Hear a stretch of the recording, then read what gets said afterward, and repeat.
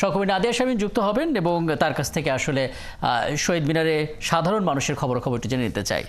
নাদিয়া, এর আগে যখন আপনার সঙ্গে কথা হচ্ছিল আমরা রাজনীতিবিদদের কথা জানতে পারলাম, অর্থাৎ বিএনপির পক্ষ থেকে রুহুল কবির রিজভী যখন শ্রদ্ধা নিবেদন করতে এসেছে, রাজনৈতিক দলগুলো আসলে কিভাবে শ্রদ্ধা নিবেদন করেছে সে খবর আপনার কাছ থেকে জেনেছি এবং সহকর্মী পার্থ সঞ্জয়ের কাছ থেকে আমরা সরাসরি রুহুল কবির রিজভীর বক্তব্য শুনেছি। এখন আসলে ছাত্রদের কথা শুনতে চাই। ছাত্র জনতা যাদের আন্দোলনে আসলে নতুন বাংলাদেশ তৈরি হয়েছে, তারা আসলে কিভাবে এই শ্রদ্ধা নিবেদন করছেন এবং একই সঙ্গে বিদেশি অতিথি দু একজনের সঙ্গে আপনি কথাও বলছিলেন বটে, তাদের কথা একটু জানতে চাই, তারা আসলে কিভাবে শ্রদ্ধা নিবেদন করছেন। নাদিয়া।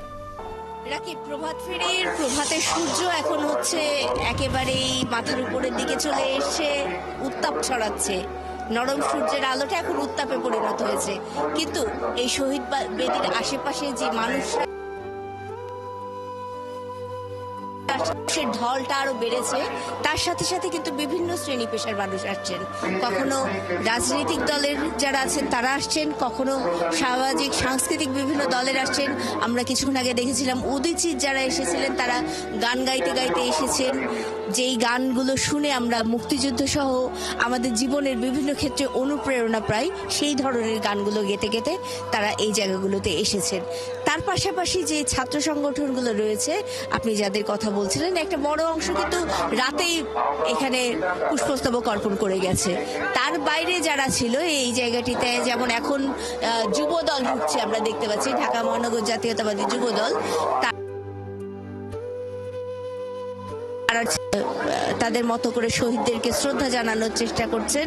এবং এর বাইরে যে জাতীয়তাবাদী দলের যারা ছিলেন তারা কিন্তু রুহুল কবির রিজভী আহমেদের নেতৃত্বে, আপনাকে বলেছিলাম যেটি যে তার নেতৃত্বে কিন্তু তারা এখানে এসে শ্রদ্ধা জানিয়ে গেছেন এবং এই জায়গায় তারা এই অংশটিতে এসে তারা বলেছেন যে 52-এর যেই শিক্ষাটি ছিল সেই শিক্ষাটি ধরেই কিন্তু এই 24 এসেছে এবং এই 24-এর মাধ্যমে তারা বৈষম্যের বিরুদ্ধে লড়াইয়ের পথে আরেক ধাপ অগ্রসর হয়েছেন। তারা তত্ত্বাবধায়ক সরকারের কাছে এখন চান যে তত্ত্বাবধায়ক সরকার যেন নির্বাচনের যে বিষয়টি রয়েছে সেটির ব্যাপারে মানুষকে আশ্বস্ত করে, মানুষ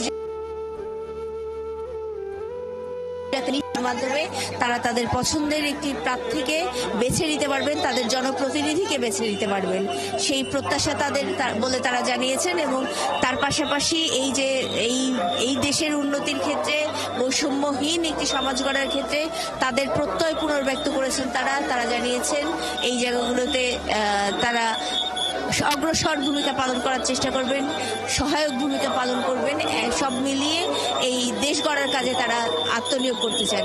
যেটি বলছিলাম যে সাধারণত যেটি রাজনৈতিক দলগুলো আসলেই দেখা যায় যে সামনের জায়গাটিতে কে দাঁড়াবেন সেই নিয়ে একটা ধাক্কাধাক্কি চলে। এই মূলত আজকের দিনের যেটুকু ধাক্কাধাক্কি বা যেটুকু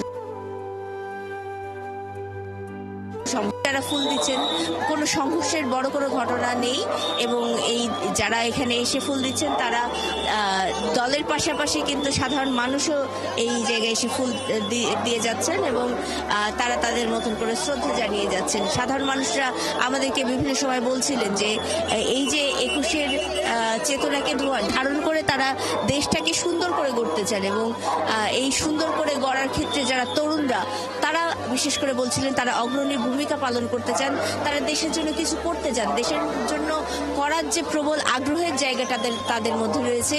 এই পুরো জিনিসটাকে সমন্বয় করে রাজনীতিবিদ বা অন্যান্যরা তারাও বলছেন তারা এই দেশটাকে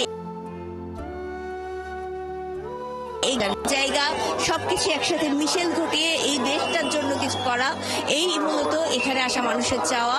তার পাশাপাশি যারা বড়রা এসেছেন ছোট বাচ্চাদেরকে নিয়ে, যেটি আগেও বলছিলাম যে তারা চাচ্ছেন এই যে প্রজন্ম থেকে প্রজন্মান্তরে যেই ঐতিহ্যের স্থানান্তরের জায়গাটি, ঐতিহ্যকে এক জায়গা থেকে আরেক জায়গায় শিখিয়ে ভবিষ্যৎ প্রজন্মকে এই ঐতিহ্যের মধ্যে নিয়ে আসা এবং তাদেরকে শেখানো প্রভাত ফেরি কিভাবে হয়, শহীদদেরকে কিভাবে শ্রদ্ধা জানানো যায় এবং আজকের দিনটি আসলে কিভাবে পালন বা উদযাপন। একই সাথে যেহেতু আন্তর্জাতিক মাতৃভাষা দিবস আমাদের উদযাপনের জায়গা, আবার শহীদ দিবস আমাদের একটি দুঃখেরও জায়গা, শোকেরও জায়গা। শোক এখানে রয়েছে এবং অনেক এই যে ধন্যবাদ, অনেক ধন্যবাদ নাদিয়া। এবং আসলে শুনতেই ইচ্ছা করছে, কারণ সময়ের সাথে সাথে মানুষের যে উপস্থিতি এবং এক একজন আসলে এক এক ধরনের আবেগ নিয়ে এখানে এসেছেন শুধুমাত্র একটি উদ্দেশ্য নিয়ে, সেটা হচ্ছে ভাষা শহীদদের প্রতি শ্রদ্ধা নিবেদন। সেই খবরগুলো আসলে আপনি জানাচ্ছিলেন, ধাপে ধাপে নিশ্চয়ই আরও শুনবো। সহকর্মী নাদিয়া শারমিন আমাদের সঙ্গে যুক্ত হয়েছিলেন শহীদ মিনারের মূল বেদি থেকে।